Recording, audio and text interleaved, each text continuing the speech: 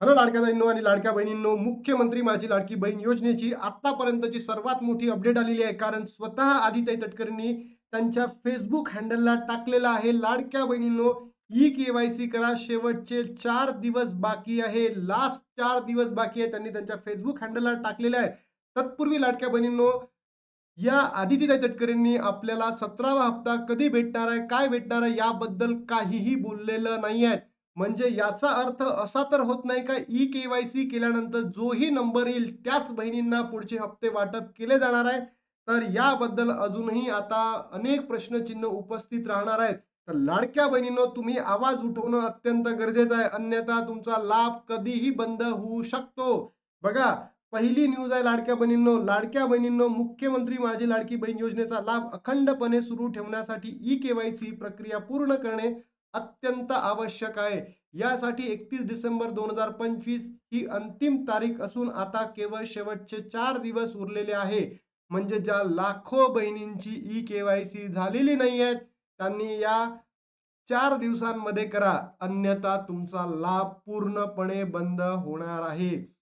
आणि या सरकारला लाजा नाहीये, शर्मा नाहीये, की ज्या बहिणी खरंच पात्र असून सुद्धा त्या आता अपात्र ठरतील. कारण काही बहिणींना ओ-टी-पी जात नव्हता, काही बहिणींना नाव येत नव्हतं पात्र यादीमध्ये, काही बहिणींचे असे इश्यूज होते, की त्यांच्याकडे डॉक्युमेंट्स नव्हते, काहीच नव्हतं. तरीसुद्धा ई-के-वाय-सीला आता मुदतवाढ दिली जाणार नाही आहे. तर बघा लाडक्या बहिणींनो, मी जे करतोय, सरकारवर टीका करतोय, अत्यंत महत्त्वाचं काम करतोय आणि हे जर केलं नाही, तर सरकार आपला लाभ पूर्णपणे बंद करणार आहे.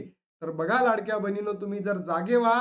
बाकीचे यूट्यूबर्स गेले खड्ड्यात, पण आपण लाडक्या बहिणींनो, तुमच्या मागण्या सरकारपुढं मांडणं आणि तुमचा आवाज ज्वलंत करणं हे आपलं काम असणार आहे. ई-के-वाय-सी प्रक्रिया पूर्ण करण्याची अंतिम तारीख 31 डिसेंबरच आहे. याला मुदतवाढ दिली जाणार नाहीये.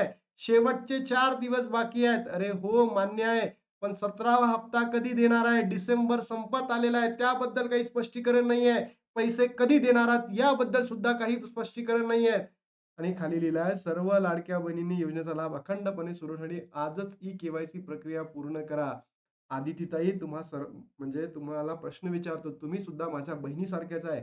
तर तुम्हाला हा प्रश्न आहे, की या ज्या लाडक्या बहिणींच्या ज्या समस्या आहेत, तुम्ही का बरं जाणून घेत नाहीये? तुम्ही सुद्धा माझ्या बाकीच्याही लाडक्या बहिणी आहेत, तशाच तुम्ही सुद्धा लाडक्या बहिणी आहात. तर या सर्वसामान्य गोरगरिबीण बहिणींच्या ज्या मागण्या आहेत, ज्या डिमांड्स आहेत, ज्या अडथळे आहेत, तुम्ही का समजून घेत नाही आहेत? कारण की काही बहिणींचं खरंच गरजू आहे. त्यांना ओ-टी-पी येत नाही, त्यांचं नाव पात्र यादीमध्ये नाही आहे, त्यांच्याकडे डॉक्युमेंट्स नाही आहे, त्या एकल राहतात, त्यांच्याकडे पती नाही आहेत, वडील नाही आहेत, त्यांचे बेपत्ता आहेत, त्यांच्याकडे डॉक्युमेंट्स नाहीत, त्या कशाही के-वाय-सी करतील. तुम्ही ऑफलाईनसाठी सुद्धा काहीही मार्ग ठेवलेला नाही आहे.